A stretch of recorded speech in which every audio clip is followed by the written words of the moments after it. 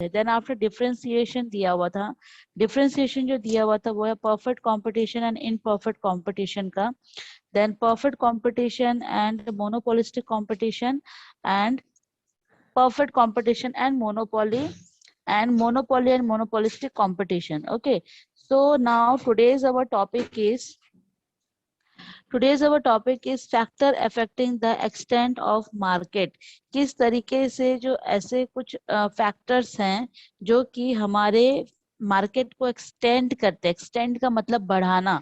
Okay, factor affecting, ऐसे कौन से फैक्टर्स है जिससे कि हमारे मार्केट में बढ़ोतरी होती है। So the market of any commodity can be large और स्मॉल।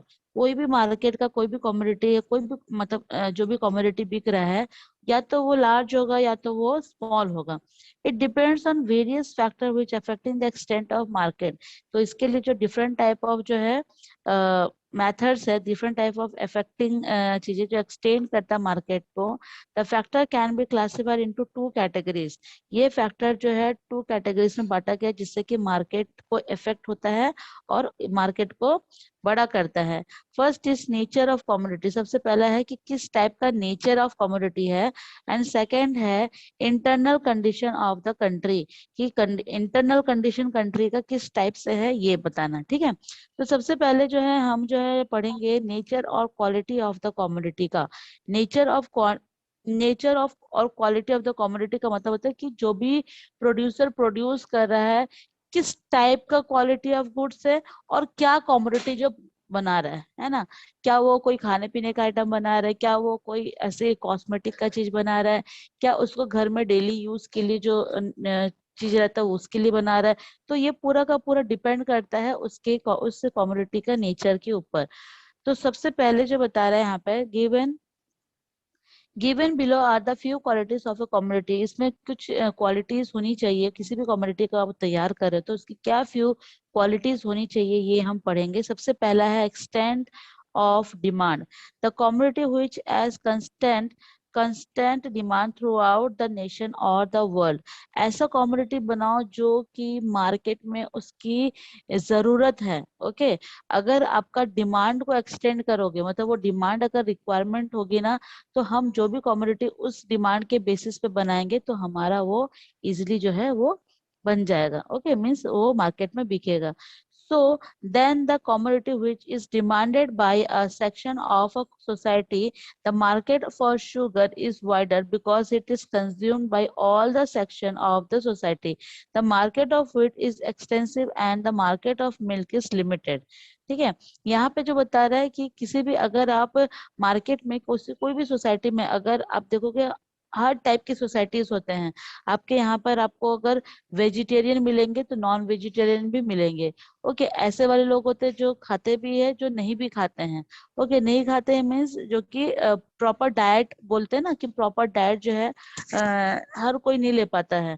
गरीब लोग को बोलो वो प्रॉपर डाइट हर दिन नहीं ले पाएंगे, वो लोग फ्रूट्स वगैरह नहीं। तो ये सारी चीजें जो है डिमांड अगर हमारे मार्केट में बनती है, अगर अच्छा राइज होती है डिमांड, अगर जरूरत है लोगों को, तो वो चीज का प्रोडक्शन करना बहुत ही इजी हो जाएगा। इसमें तो एग्जांपल दिया है, अगर मार्केट वीट का अगर बड़ा है, एक्सटेंशन है मतलब वीट ऑफ मार्केट अगर एक्सटेंशन है, तो the market of milk is limited. तो यहाँ पे मिल्क की जो लिमिट मार्केट है वो लिमिट हो जाएगी। ठीक है, दस market is narrow for goods having limited demand. तो यहाँ पे रहता है कि कुछ चीजों के कारण जो है, कुछ कमोडिटी के कारण उसकी डिमांड बढ़ जाती है और उसी से रिलेटेड कोई एक डिमांड जो है वो घट जाती है।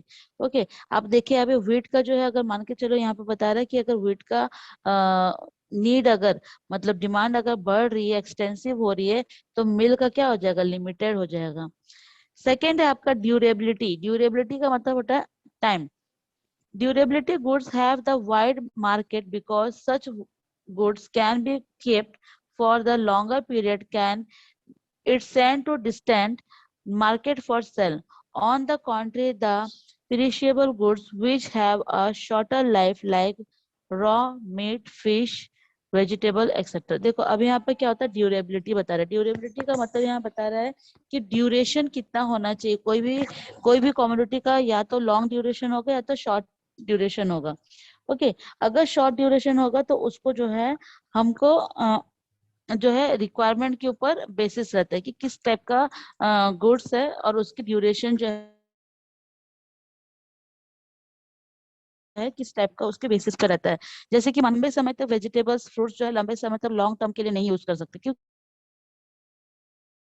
क्योंकि वो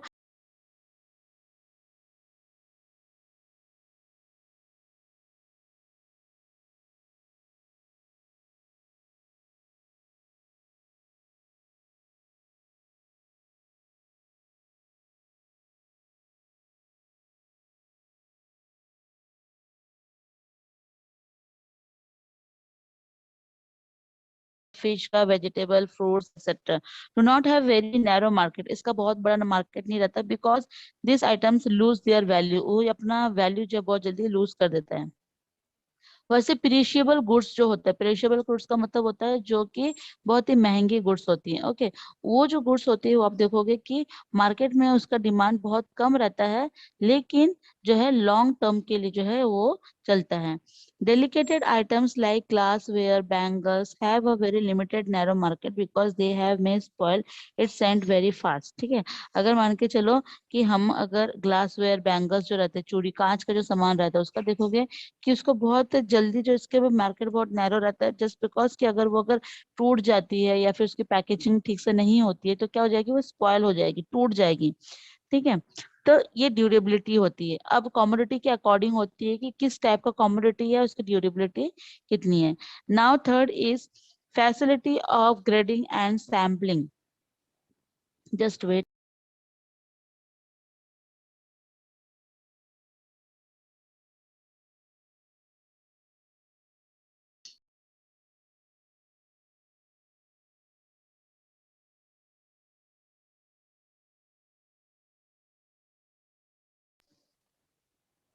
next point is facility of grading and sampling. ऐसे कुछ कुछ वेरियस टाइप ऑफ प्रोडक्ट्स होते हैं जो कि सबसे पहले हमको उसका सैम्पलिंग मार्केट में जो है दिखाना पड़ता है। Then after consumer prefer that goods. Okay, so if the goods are to be divided into various grades, अगर हम डिवाइड कर देते हैं तो it will have wide market, wheat cotton rice etcetera. ये व्हीट कॉटन राइस में जो सबसे ज्यादा होता है क्योंकि इसके डिफरेंट डिफरेंट ग्रेड्स होते हैं, मतलब क्वालिटी। जैसे व्हीट का कुछ क्वालिटी बहुत अच्छी होती है ना। किसी किसी गेहूं का क्वालिटी बहुत खराब होता है। ठीक है, आप देखोगे आटा पिसवाने के बाद कभी कभी कुछ जो गेहूं है वो बहुत व्हाइटिश दिखता है और कुछ कुछ बहुत ब्राउनिश दिखता है। क्यों? क्योंकि वो क्वालिटी में यहाँ पर ग्रेड में फर्क आ जाता है। ठीक है, जैसे आप परसेंटेज होता है ना, परसेंटेज में ग्रेड रहता है, वैसे क्वालिटी में भी कुछ ग्रेड दिया रहता है कि ये कितना हाई क्वालिटी का गुड्स है या हाई क्वालिटी का वीट्स है। वैसे ही राइस का भी देखोगे, 10 रुपए किलो भी चावल मिलता है, 22 किलो वाला भी चावल मिलता है, 50 किलो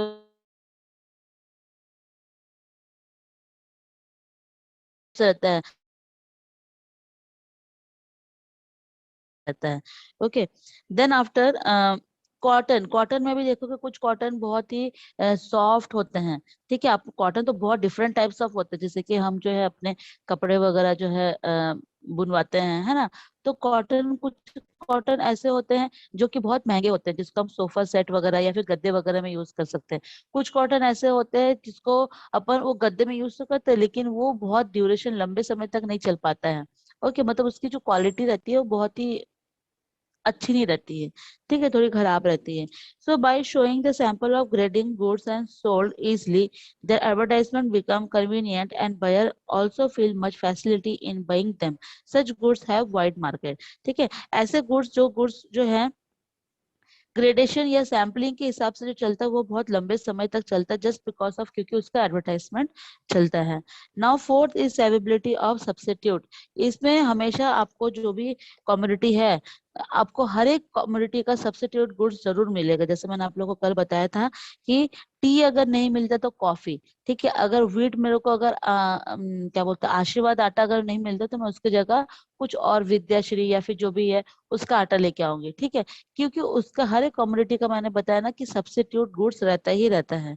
सो अगर टी का हाई क्वालिटी से रेड लेबल नहीं मिल रहा है तो आप अग्नि या फिर और भी बहुत सारे आते हैं, है ना, ताजमहल, आप उसको भी प्रेफर कर सकते हो। ऐसे तो नहीं कि सिर्फ रेड लेबल ही आता मार्केट में, उसके सब्स्टिट्यूट गुड्स भी आप यूज कर सकते हो।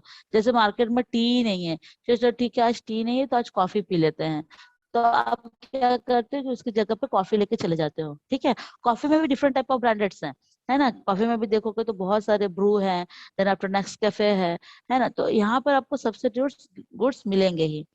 देन आफ्टर पोर्टेबिलिटी, पोर्टेबिलिटी का मतलब होता है एक जो गुड्स एक जगह से दूसरी जगह तक इजिली ट्रांसपोर्ट हो सके, मतलब भेजा जाए। जैसे कि for example gold, silver, cloth, precious stone and James, generally not bulky and heavy large value in the small amount also। Okay, ये जो कुछ कुछ ऐसे है पोर्टेबल, मतलब क्या होता है कि उसको हम लोग इजिली एक जगह से दूसरी जगह लेके जा सकते हैं, जैसे सिल्वर, गोल्ड, है ना, then clothes, then vegetables, fruits, इसको हम लोग क्या करते हैं बल्क में लेके आते हैं, फिर उसको हम होलसेल मार्केट में बेचने के बाद फिर वो रिटेलर के पास जाता है, फिर रिटेलर कंज्यूमर तक जाता है। वैसे ही सिल्वर में भी होता है, बहुत ही ज्यादा हैवी चीज नहीं रहता ये, ठीक है, एकदम भारी भरकम नहीं, जैसे कोई कोई मशीन्स वगैरह होती है, जैसे शिप होती है, ठीक है, एरोप्लेन होती है, जेट होती है, देन आफ्टर हेलीकॉप्टर होती है, दे आर वेरी हैवी, तो उसको हम लोग बहुत ही इसी तरीके से एक जगह से दूसरी जगह तक मूव नहीं कर सकते हैं। ठीक है, मान के चलो अगर वो मशीन नहीं चल रही है या फिर वो एरोप्लेन नहीं चल रहा है, वो शिप नहीं चल रही, तो हम उसको इजिली जो है उसको नहीं कहीं जगह मूव कर सकते। बट ये सब चीजें कर सकते हैं, गोल्ड कर सकते हैं, सिल्वर कर सकते हैं, वेजिटेबल्स कर सकते हैं, फ्रूट्स कर सकते हैं, क्लॉथ्स कर सकते हैं, है ना। और जेम्स भी होता है, जेम्स का मतलब क्या होता है कि जो जेम्स का मतलब क्या होगा, जो आपका हीरा मोती जो रहता है ना, वो, ठीक है, स्टोन्स जिसको बोलते हैं, प्रीशियस स्टोन्स जिसको बोलते हैं, तो ये सारी चीजें रत्न, है ना, रत्न बोलते हैं हिंदी में। दस आता commodity are the very wider market that is easily transported, जैसे brick, sand, heavy item, so they are narrow market. ठीक है, ब्रिक्स का देखोगे, सैंड का देखोगे, देन हेवी आइटम का देखोगे, इसका मार्केटिंग थोड़ा नैरो रहता है, जस्ट बिकॉज कि ये थोड़ा हैवी पड़ जाता है, और लोग एक आध साल में ही घर बनाते हैं, हर साल नहीं बनाते हैं। ठीक है, मतलब 10-15 साल में ही अपना घर को जो रिन्यू कराते हैं या फिर डैमेज जो भी हो जाता है उसको ठीक कराते हैं। तो ब्रेक सैंड जो है ये थोड़ा नैरो मार्केट रहता है, जस्ट बिकॉज ऑफ कि इसका ट्रांसपोर्टेटिंग कॉस्ट और साथ में और भी सारे जो चार्जेस रहते हैं वो थोड़े से हाई होते हैं। Then after six is supply of goods. क्या सप्लाई ऑफ गुड्स है? If the supply of goods is highly elastic, that means if it can be increase easily, then it will have its wide market. ठीक है, अभी जो supply किस तरीके से जो है गुड्स सप्लाई हो रहा है, गुड्स सप्लाई करने का है कि if the supply of goods is highly elastic, अगर मान के चलो ऐसा कोई गुड्स है जो हाईली इलास्टिक का मतलब कभी डिमांड हो रही है, कभी सप्लाई हो रही है, कभी डिमांड कम हो जा रही है, कभी सप्लाई कम हो जा रहा है, तो अगर हाईली इलास्टिक है that means if can be increase easily, इसका मतलब ये है कि ये इजिली जो है वो कमोडिटी इंक्रीज होगा या दैट टाइप ऑफ गुड्स हो इंक्रीज होगा, ओके, मार्केट में, और इसकी जो मतलब मार्केट जो विटनेस है वो भी बढ़ जाएगी। ओके, तो मतलब अगर गुड्स अगर अच्छी होगी तो इसकी हाईली इलास्टिसिटी मतलब डिमांड भी हाईली होगा। Then seventh is popularity, the goods which are popular and famous demand of such product like for example watch of Switzerland, Philips, radio etcetera. मतलब पॉपुलैरिटी होना चाहिए। कुछ कुछ ऐसे कॉमोडिटीज होते हैं, जैसे हमने अभी क्या, हम किस टॉपिक पे बात कर रहे हैं, नेचर और क्वालिटी ऑफ द कॉमोडिटी के टॉपिक पे बात कर रहे हैं, है ना। तो कुछ पॉपुलैरिटी, एक आध जो मतलब जो गुड्स होते हैं वो बहुत पॉपुलर होते हैं, सिर्फ उस नाम के कारण जो है चीज बिकता है। ठीक है, जैसे कि आप बोलोगे टाइटन का वॉच, है ना, देन आफ्टर फिलिप्स का रेडियो, और आप देखोगे अभी जो आ रहा है बल्ब्स, बजाज वगैरह का, है ना, एलईडी वगैरह आ जा रहा है, उषा का फैन आता है, तो वो ये सारे ना सो नाम से बिकते हैं। क्यों? क्योंकि उनको पता है कि ये कॉमोडिटी, ये पर्टिकुलर जो इंडस्ट्री है या मैन्युफैक्चर है, ये इस पे बेस्ट है। Okay, then after eight, price stability. The price of those goods are stable and fixed. Their market is wider than those goods which are not stable. ठीक है, कुछ ऐसे प्राइस स्टेबिलिटी के कारण जो है कुछ गुड्स बहुत लंबे समय तक चलता है, क्योंकि मार्केट में वो फिक्स्ड हो जाता है। लेकिन कभी कभी जो अगर मान के चलो प्राइस अगर स्टेबल नहीं होता है, तो वो गुड्स ज्यादा दिनों तक नहीं चलता है, मतलब मार्केट में वो गुड्स ज्यादा दिनों तक नहीं, मतलब मान के चलो आप अभी मार्केट में आ रहे हो, उसका प्राइस सस्ता कर दे रहे हो, है ना, उस पर्टिकुलर कमोडिटी का गुड्स, अचानक से उसका प्राइस अब बढ़ा दी, जैसे जियो का हो रहा था। जियो का हुआ था ना। जियो का कैसे हुआ था कि आपको पहले फ्री में सिम कार्ड भेजा गया, फिर आपको फ्री में जो है सारा चीज फ्री में, कि जियो का लोगे तो आपका सब फ्री में 2-3 महीना फ्री। लेकिन उसके बाद क्या हुआ, अब उस पर चार्ज लग रहे हैं, है ना। हाईली बहुत नहीं लग रहा, लेकिन चार्ज तो लग रहे हैं ना। तो मतलब एक टाइम पे वो फ्री दे रहा था, अभी उसके ऊपर चार्ज लगा, मतलब ये मार्केटिंग जो है इसका बहुत तगड़ा था, इसीलिए ये चीज हुआ। लेकिन कुछ कुछ चीजें नहीं चलती, जैसे नैनो कार। ठीक है, नैनो कार के बारे में आपने सोचा हो कि हर एक टाटा जो है उनका ये सोचना था कि हर एक लोगों के पास जो है एक कार होनी चाहिए, मिडिल फैमिली के पास, है ना। तो उन्होंने एक नया कार 1 लाख तक का जो है उसको बनवाया। लेकिन अभी वो नैनो कार चल रहा है क्या? नहीं। क्यों? Just because of their engine, there parts, bad quality of steel, bad quality of mirror, bad quality of seat covers. ठीक है, थोड़ा क्वालिटी उसका कम है, क्यों? क्योंकि पैसा भी उतना ही वो लगा रहा है ना। तो प्राइस स्टेबिलिटी जो है यहाँ पे शो होता है। देन आफ्टर, अभी इस पॉइंट्स में आप लोग को कोई डाउट है क्या? Anybody have doubt in this regarding points, nature or quality of a commodity? में किसी को कोई भी डाउट है तो पूछ सकते हो।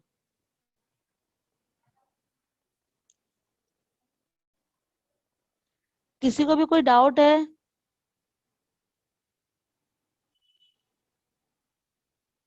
Nobody have doubt? Okay. Anyways, now internal condition of a country. Internal condition किस तरीके से जो है internal condition जो है country का, वो वो होगा। सबसे पहला है पीस एंड सेफ्टी। किसी भी कंट्री में शांति और सेफ्टी होना बहुत ज्यादा जरूरी है। कि कोई भी कम्युनिटी अगर हम परचेज करें, सेल करें एक कंट्री से दूसरी कंट्री के साथ, तो हमारे आपस में जो दूसरी कंट्री के साथ है पीसफुली होनी चाहिए। और ये सिर्फ कंट्री के साथ नहीं, कंट्री के अंदर जो स्टेट्स वगैरह हैं, है ना, उसके साथ भी होनी चाहिए। So if there is conflict the tense situation in the country, the market will become narrow. ठीक है, अगर मान के चलो कंट्री में अगर टेंस सिचुएशन होगा, जैसे कि अभी चल रहा है ना, अभी क्या हो रहा है कि कोरोना के कारण जो है लोग उतना ज्यादा केपेबल नहीं है कि किसी चीज को उतना अच्छे से खरीद सके, क्योंकि यहाँ पर अभी सबका जो है सैलरी कम हो गई है, या किसी को निकाल दिया गया है जॉब से। तो अभी केपेबल नहीं है, अभी सिर्फ वो सिर्फ दिन गुजार रहे हैं, मीन्स सिर्फ खाने पीने तक का ही अपना पैसा अ, निकाल पा रहे हैं। बाकी ऐसे में जो है नहीं हो पा रहा है। ओके, तो क्या हो जा रहा है यहाँ पर, ये हर एक मार्केट का हर एक जो मार्केट है, ठीक है, वो थोड़ा नैरो हो गया है। जो पहले बहुत ज्यादा बिकता था, अभी वो बहुत ही नैरो बिक रहा है। So, if there is conflict and tense situation in the country, the market will become narrow. Again, political disturbance also control the wide range of the market. Under such tense situation, market will be limited.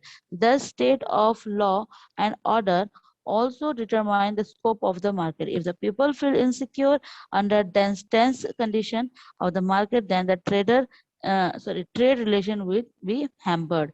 मतलब यहाँ पे अगर मान के चलो country में अगर कोई टेंशन वाला माहौल रहेगा, तो ऑटोमेटिकली उस पर्टिकुलर कमोडिटी या फिर पर्टिकुलर मार्केट का जो है डिमांड कम हो जाएगी। Okay, now second is availability of easy credit facilities. यहाँ पे जो है इजी क्रेडिट फैसिलिटी जो है आपको मिल जाएगी। कि कोई भी कंट्री में अगर हम मान के चलो स्टेट टू स्टेट में अगर कोई भी ट्रेडिंग करते हैं, बिजनेस करते हैं, तो इजिली हमको यहाँ पर क्रेडिट फैसिलिटी मिल जाती है। Then after you read this paragraph you may easily understand.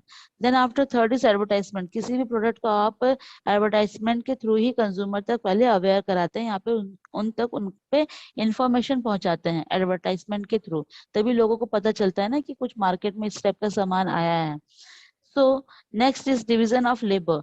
Division of labour increase the demand, which in turns extend the market because the goods become cheaper due to division of labor.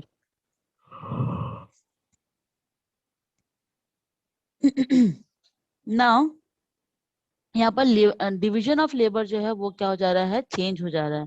क्यों हो जा रहा है यहाँ पर division of labour? Because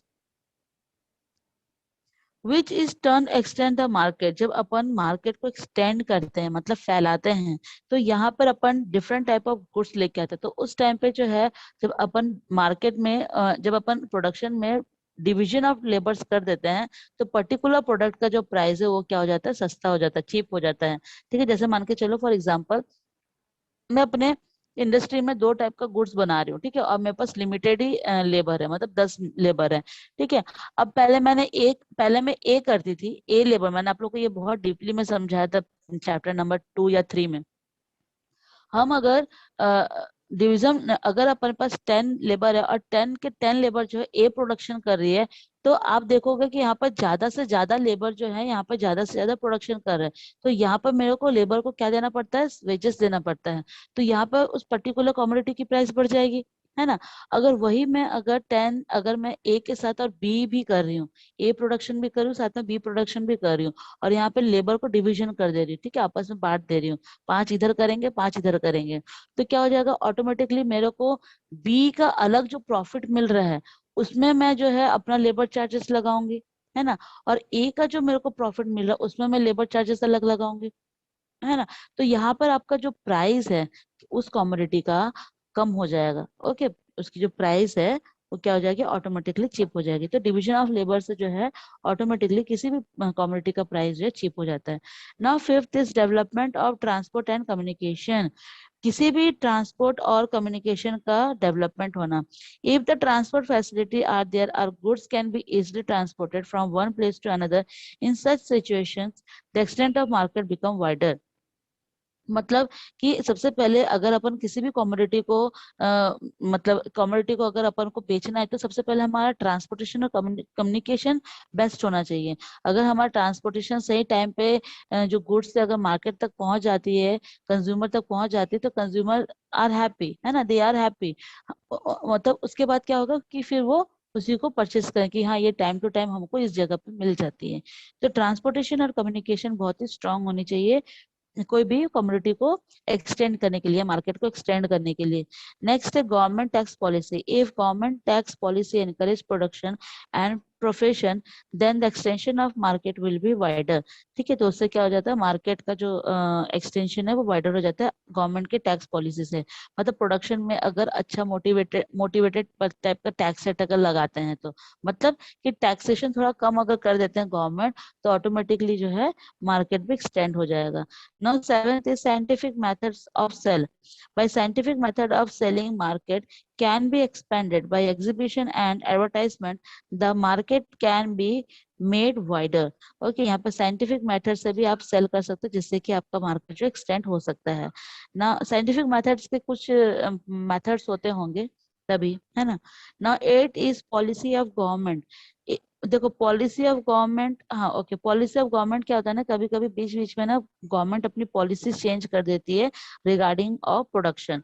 so ये free trade policy, अगर मान के चलो कोई ऐसी पॉलिसी पूरी ट्रेड मतलब ऐसी ट्रेड जो पूरी पॉलिसी फ्री होगी, मतलब यहाँ पर बहुत ज्यादा कुछ नियम लागू नहीं किया जाएगा, जिससे कि गवर्नमेंट मार्केट में जो है यहाँ पर एक्सटेंड कर सकती है।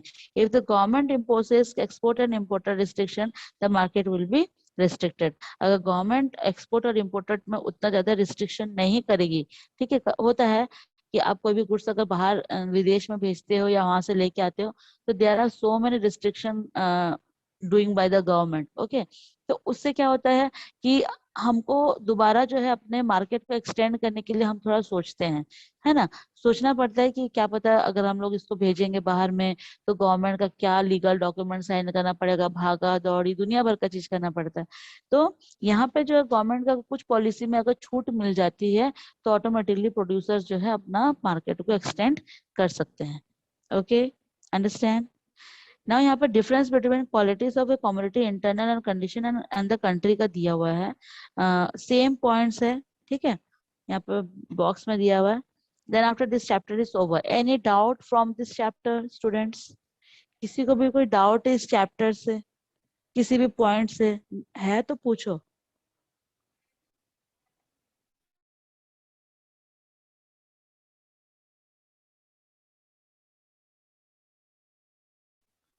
स्टूडेंट्स अगर आप लोगों को कोई डाउट है तो पूछ सकते हो।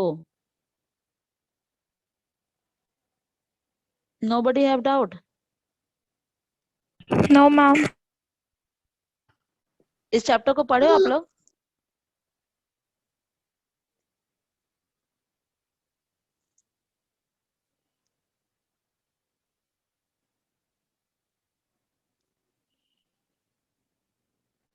Okay, now class is over.